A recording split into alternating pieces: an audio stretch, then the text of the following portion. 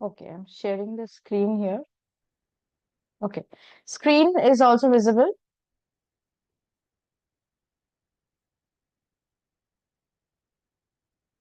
Okay, great. Very good evening. And here we are with our second class on the topic adaptation of borrowed words. कल हमने कुछ questions practice किए थे और आज हम लोग कुछ और क्वेश्चन प्रैक्टिस करेंगे इस टॉपिक से। ये टॉपिक आपके सीडीएस के इंग्लिश पेपर में पूछा गया था। एक ही बार पूछा गया है इस टॉपिक से क्वेश्चन एंड दोबारा इस टॉपिक से क्वेश्चन नहीं आया है रिसेंट लास्ट पेपर में। But we can not rule this topic out, we have to go through, we have to practise questions from this topic. Now, before I start the practice session, let me tell you कि मैंने एक list provide किया है related to the borrowed words, okay? The words that have been borrowed from other languages into English. तो आप अगर वो list जो है उसको पढ़ेंगे तो आपका majority जो पढ़ना है इस टॉपिक से वो cover हो जाएगा। तो उसके लिए आप लाइव क्लास सेक्शन पे चाहिए, वहां पे आपको पीडीएफ फॉर्मेट में इस टॉपिक से मतलब इस टॉपिक के रिलेटेड जो स्टडी मैट है वो मिल जाएगा, उसको आप डाउनलोड कर सकते हैं। You can start studying. Now, here what happens is that I'll be giving you words which are basically foreign words but used in English, and you have to give me the meaning of it. Okay.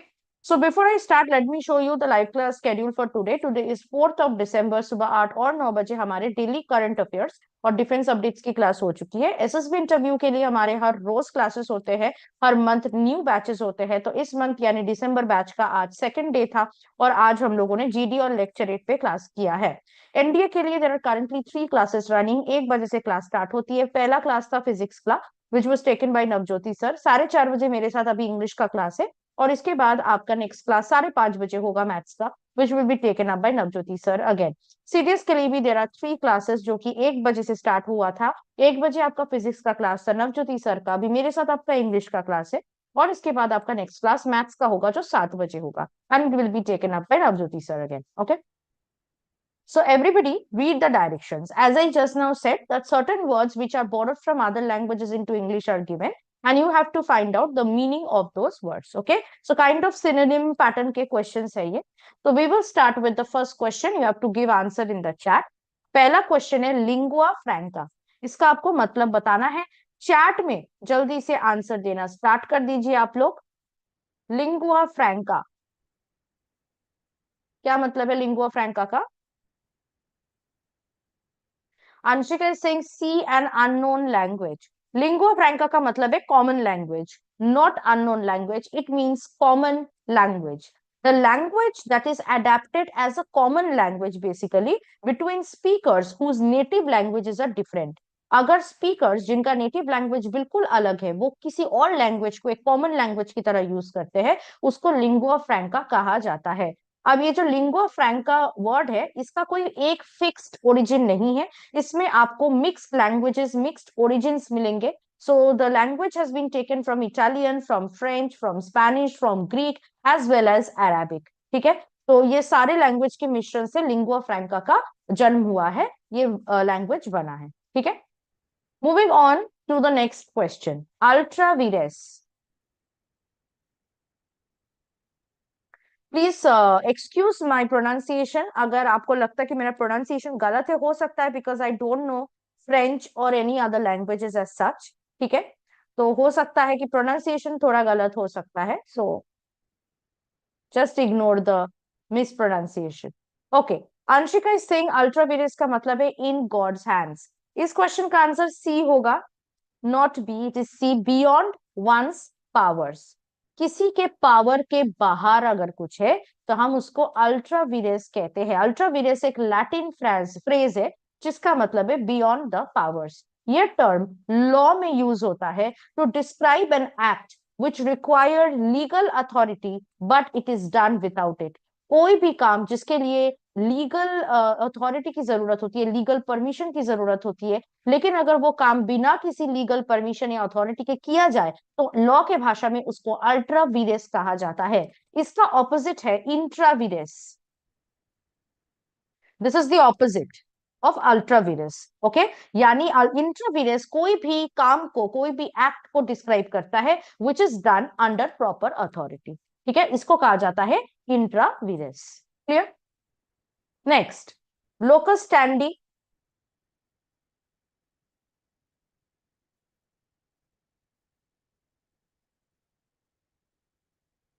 Locus standi. Anshika is saying D, a place for standing. बिल्कुल सही, you are absolutely correct, answer D ही होगा। Locus standi एक Latin term है जिसका मतलब है standing to sue और the right to bring an action in court. जैसे आपको समझ में आ रहा होगा, ये टर्म लॉ के भाषा में यूज होता है अगर आप किसी को सू करते हो, है ना, अगर आप किसी को कोर्ट में लाते हो, किसी के अगेंस्ट केस ठोकते हो, तो उसको लोकस स्टैंडी कहा जाता है। लोकस स्टैंडी उस राइट को कहते हैं जिस राइट के अंदर आप किसी को भी कोर्ट में ला सकते हो या किसी के खिलाफ कोर्ट में केस फाइल कर सकते हो। ठीक है, so in a legal context it refers to the legal interest और right that a party must have, okay, in order to bring a case before a court. Next question, per capita, very easy.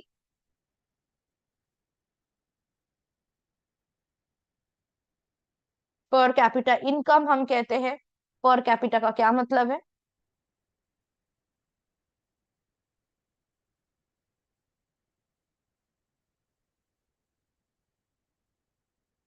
Yes, very good, इसका answer भी D है। Per capita का मतलब है पर head.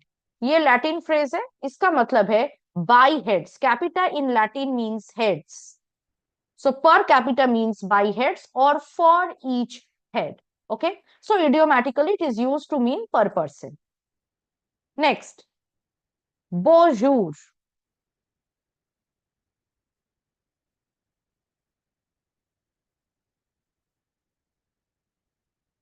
This is not bonjour, that वाला bonjour, this is bonjour, और high वर्ट is pronounced. क्या मतलब है इसका? D, none of these, none of these is the answer. Utkarsh is saying A, good times, बिल्कुल सही। bonjour का मतलब है good times. In French, as you would have understood, ये टर्म एक फ्रेंच फ्रेज है और इसका मतलब इन फ्रेंच, फ्रेंच में है ब्यूटिफुल डे, खूबसूरत दिन।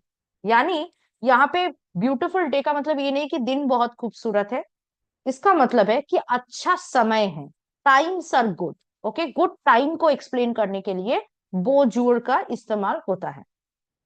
Next, ab initio, very very important question और word, whatever you want to say. Ab initio,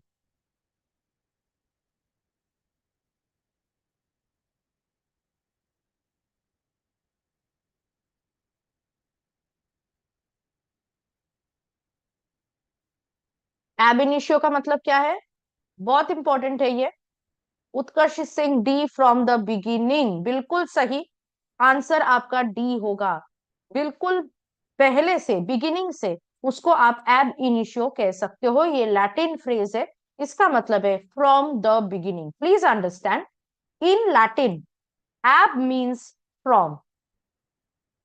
okay, in Latin ab means from. तो कोई भी फ्रेज में, लैटिन फ्रेज में जहां आपको एब दिख रहा है, इसका मतलब है कि फ्रॉम का इस्तेमाल हो रहा है। ठीक है, एंड इनिशियो, इनिशियल के साथ एक इसका सिमिलैरिटी है, मतलब पहले से, बिल्कुल शुरू से। ओके, नेक्स्ट, एब ओरिजिन।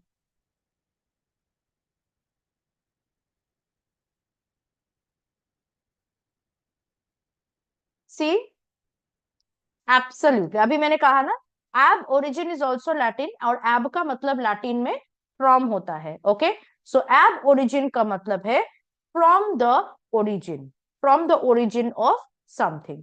यूजुअली ये हम किसी के रूट्स को समझाने के लिए यूज करते हैं। मतलब कोई अगर किसी कास्ट से, पर्टिकुलर किसी रेस से ओरिजिनेट होता हो, ठीक है, या आया है, ओरिजिनल पीपल को समझाने के लिए हम ये एब ओरिजिन का इस्तेमाल करते हैं। If you understand, if you see like that, अगर आप दोनों वर्ड को मिला दो, ये बन जाता है एबोरिजिन्स। सो एबोरिजिन्स वर्ड जो है, ये एब ओरिजिन से आया है। किसी भी जगह का एबोरिजिन का मतलब, if I say they are the aborigines of this place, that means they are the people who have been living before you and me, before other settlers in this place, मतलब ये native है। Aborigines का मतलब क्या है? Native, है ना। तो ये एबोरिजिन्स एब ओरिजिन से आया है। So now you know why they are called aborigines, right. चलो next one, huge.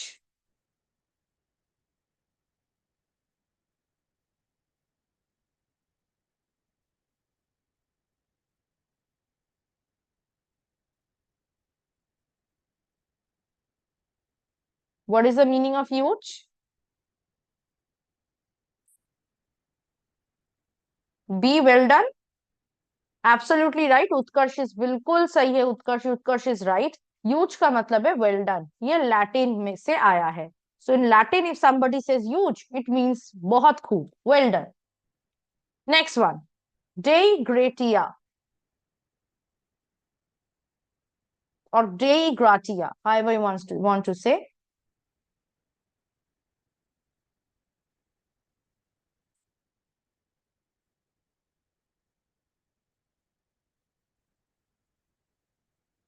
Dei gratia. Okay, Anshika is saying C, by the grace of God. Utkarsh is also saying C, बिल्कुल सही. In Latin, now this phrase is Latin, okay? In Latin, जहां पे भी आपको DEI, Dei दिखेगा, it has something to do with God. क्योंकि याद रखिएगा, deity, जो वर्ड हम इंग्लिश में देखते हैं ना, deity means God in English, right?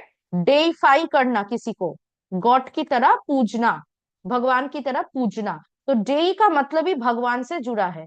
So remember this. So dei gratia मतलब by the grace of God. Gratia जो है grateful, ग्राटिया.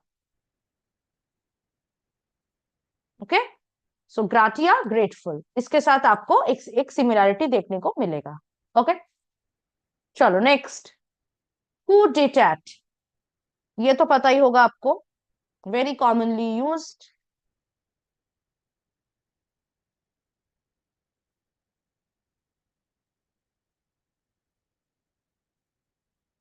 Absolutely. Option A is the right answer. Sudden overthrow of a government is called coup d'etat. Okay. In French, this is a French term, coup d'etat. It means stroke of the state or strike against the state. State के against अगर कोई strike करता है, then उसको coup d'etat कहा जाता है. Okay, it's a literal translation of this French phrase. Moving on. Next one. Boutique.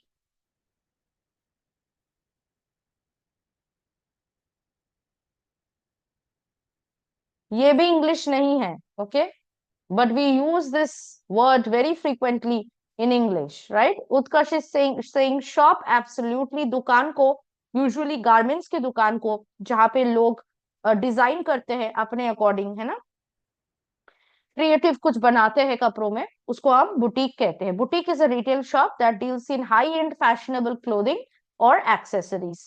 This is a word for in French which means shop. French में इस वर्ड का मतलब शॉप है. ठीक है. Next, eureka. Everybody knows this. Eureka. Absolutely. Eureka का मतलब है आई हैव फाउंड, मुझे मिल गया. It's a Greek word meaning I have found it. Who said this? Can you tell me, किसने कहा था eureka? Must have read in science, Archimedes. Very good. चलो next, magnum opus. Very very important phrase, magnum opus.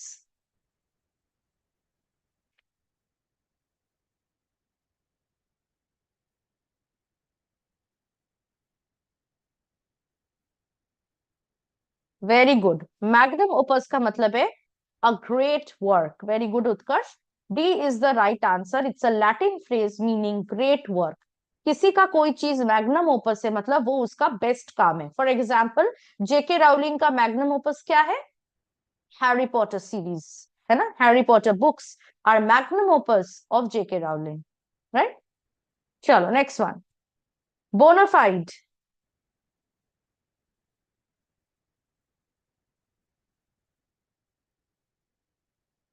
also very important phrase, bona fide.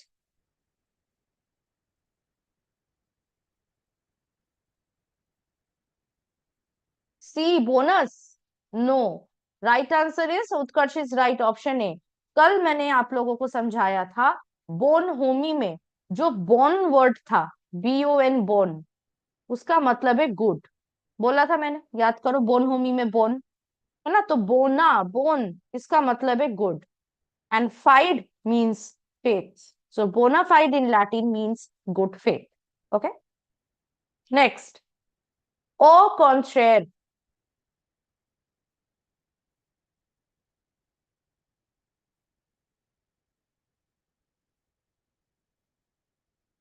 Very good. Au contraire का मतलब है on the contrary. Very good Anshika, very good Stallion. On the contrary, contraire means contrary. Okay, next vis a vis, ये भी आपको मालूम है, very easy. विजवी,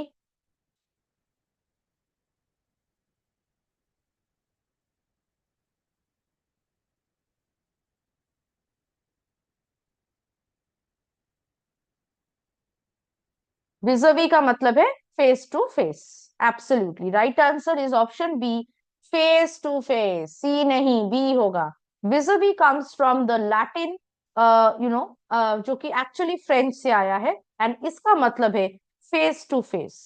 face to face, which means face. Okay, face to face.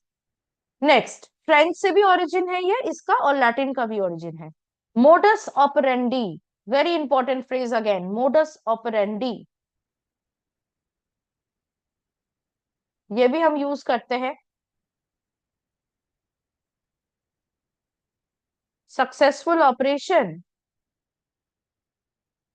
Very good, Anshika is right.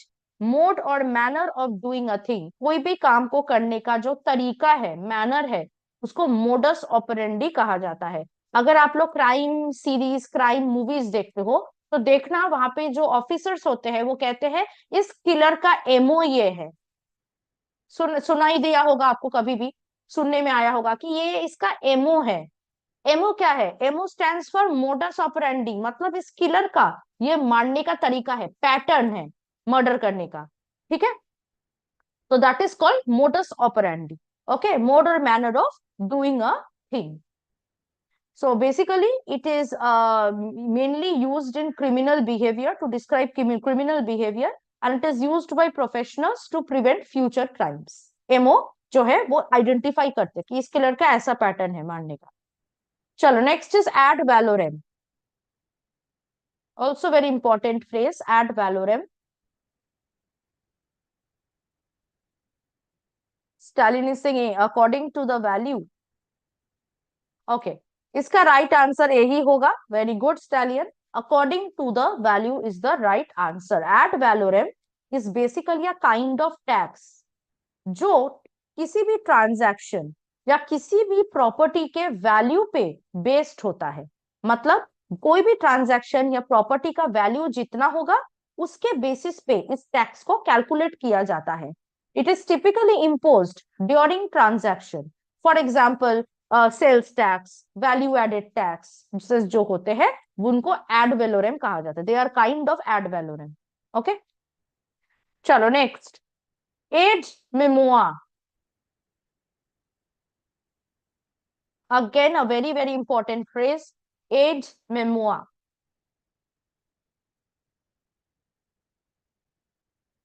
Anshika Singh, C with sound memory, sound कहाँ आ रहा है?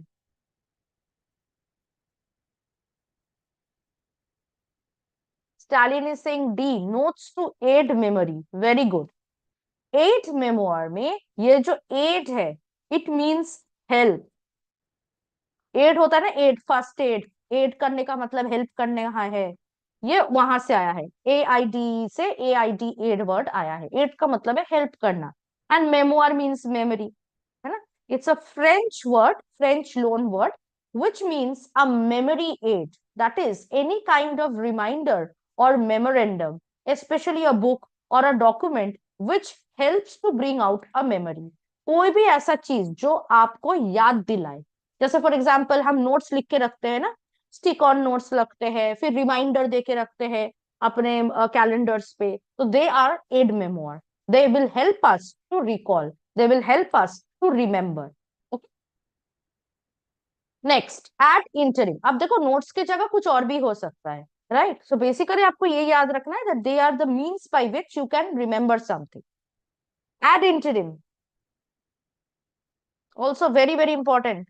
ये जितने भी फ्रेजेस मैं यहाँ पे आज क्लास में डिस्कस कर रही हूँ सारा इंपॉर्टेंट है, ठीक है।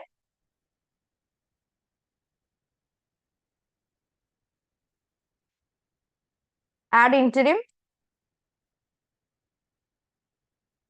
राइट आंसर इज डी, बिल्कुल सही। In the meantime, Latin है ये phrase add interim.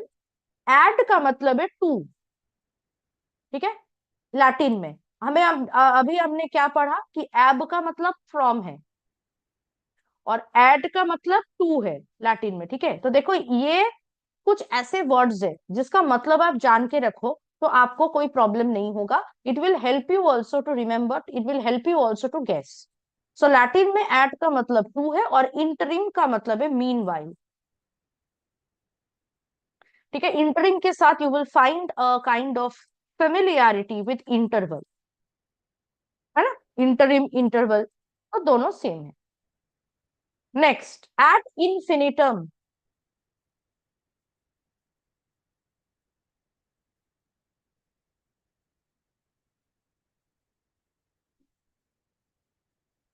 Eight infinitum without end. अभी क्या बताया मैंने, एट का मतलब क्या है?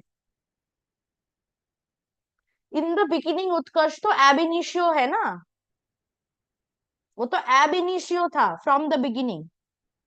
ये एड इन्फिनिटम है तो क्या होगा? It will be option A. Okay, oh sorry sorry sorry sorry, yes yes, sorry sorry, option B होगा। Anshika is right. मैंने उसको वो टू द इंफिनिटी वाला समझ रही थी, नहीं। एट इन्फिनिटम अगर आप उसको लिटरली ट्रांसलेट करो, इसका मतलब है टू इंफिनिटी, है ना। एट का मतलब टू अभी हमने पढ़ा, इन्फिनिटम मींस इंफिनिटी। अगर टू इंफिनिटी है, something is to the infinity, that means it is endless, without an end, right. So B will be the right answer, without end. Clear? Yes, so Anshika and Stallion was right. चलो next, eight.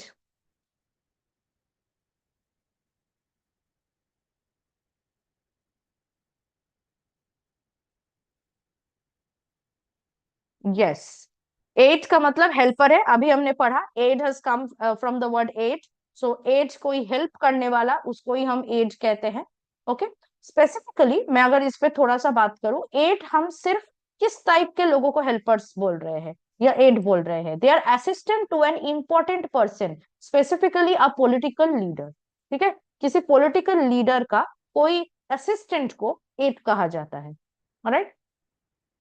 अच्छा, ये जो term है aide, ये एक French phrase aide de camp से आया है। This is a French phrase from where the word aide has come.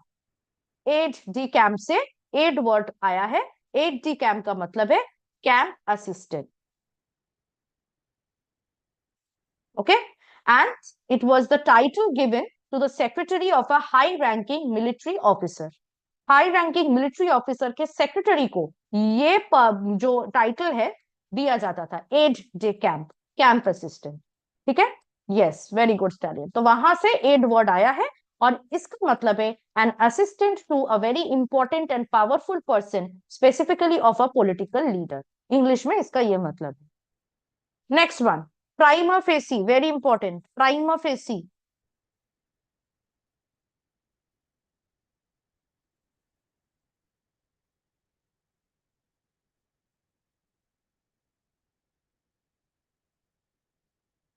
On the face of it. अच्छा, इस क्वेश्चन का आंसर ए होगा, without any evidence. It is not C, it is A. Prima facie एक Latin expression है जिसका मतलब है at first sight और बेस्ड ऑन फर्स्ट इंप्रेशन, पहली नजर में या पहली बारी में देख के जो कुछ आप समझते हो उसको प्राइमा फेसी कहा जाता है। Okay, so the literal translation is eight first sight और बेस्ड ऑन फर्स्ट इंप्रेशन। जब आपके हाथ में एविडेंस नहीं होता, देख के आपको ऐसा लगता है, आप अज्यूम कर लेते हो, that is called prima facie. ठीक है, तो इसका मतलब है without any evidence. Next, inter Alia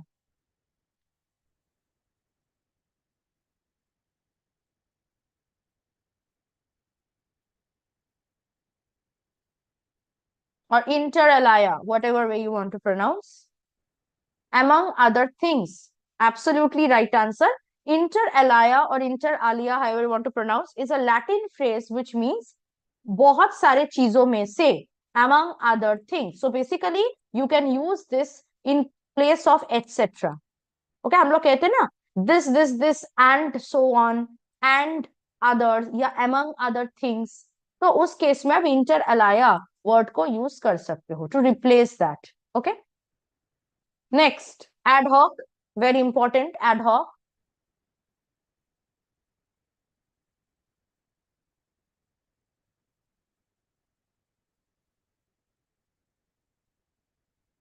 for the purpose, okay, Utkarsh and Anshika both are saying A, बिल्कुल सही, राइट आंसर ए ही होगा। एडॉक भी एक लैटिन फ्रेज है जिसका लिटरल मतलब है फॉर दिस, इसके लिए ही, for this. In English, it is typically used to signify a solution which is designed for a specific purpose, problem or task. किसी भी specific purpose, problem या task के लिए अगर आप कुछ specific solution बनाते हो या you come up with a specific solution, then it becomes, then you use it for as ad hoc. ठीक है, मतलब इसके लिए ही बनाया गया हो, ad hoc. Next, माला फाइट। अभी हमने एक वर्ड पढ़ा जिसके साथ आपको एक काइंड ऑफ सिमिलैरिटी देखने को मिल रहा होगा, but let me tell you there is no similarity, there is a difference.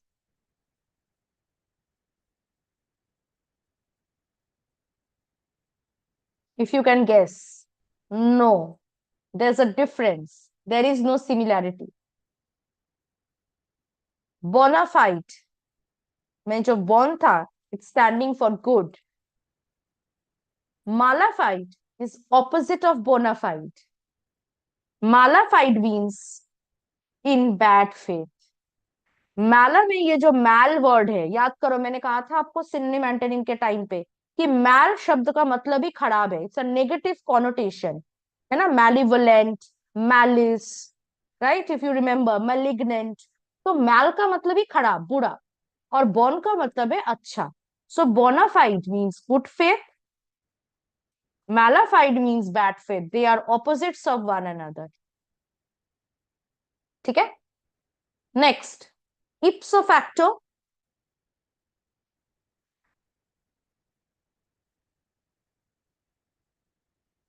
इप्सो facto,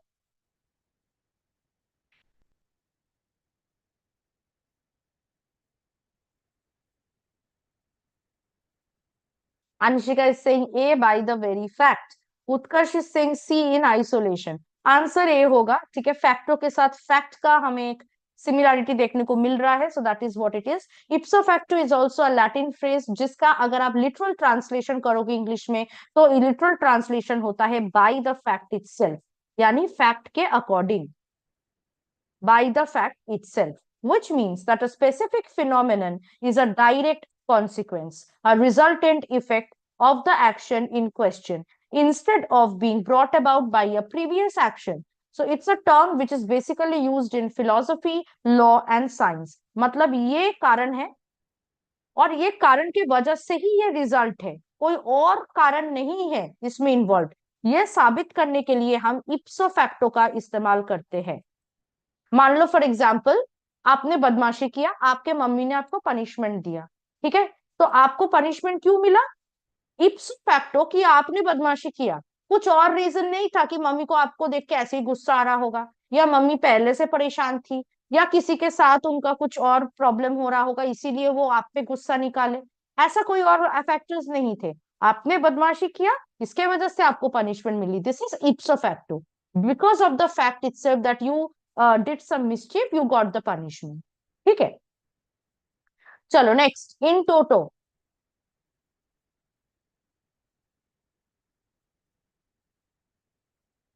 ये आप गेस कर सकते हो क्या मतलब हो सकता है इन टोटो? एब्सोल्युटली, टोटो के साथ टोटल का हमें यहाँ सिमिलैरिटी देखने को मिल रहा है, बिल्कुल सही, इसलिए आंसर सी होगा। In toto is a Latin phrase, it means in total, मतलब on the whole, so C is the right answer. Next one, via media और वाया मीडिया।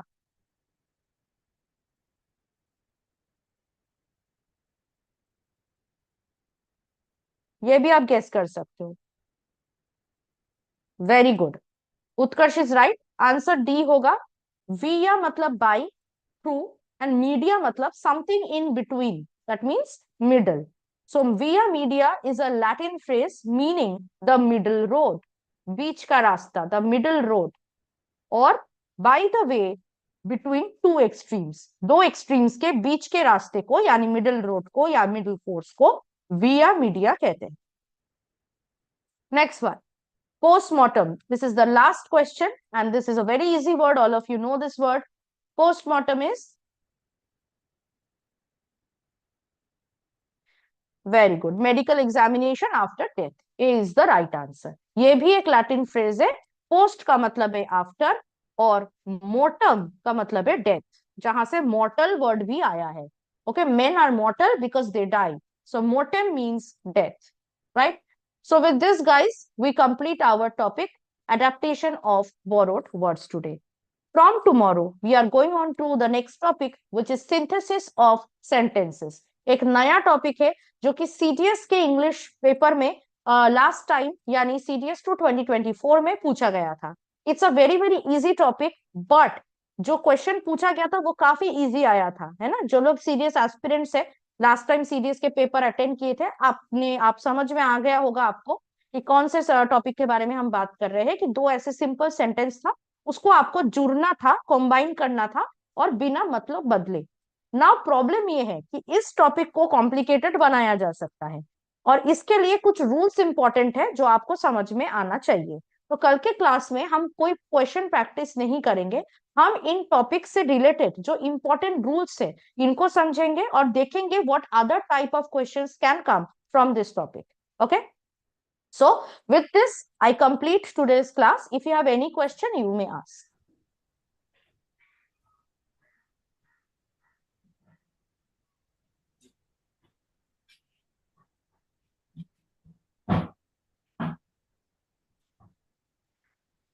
Okay.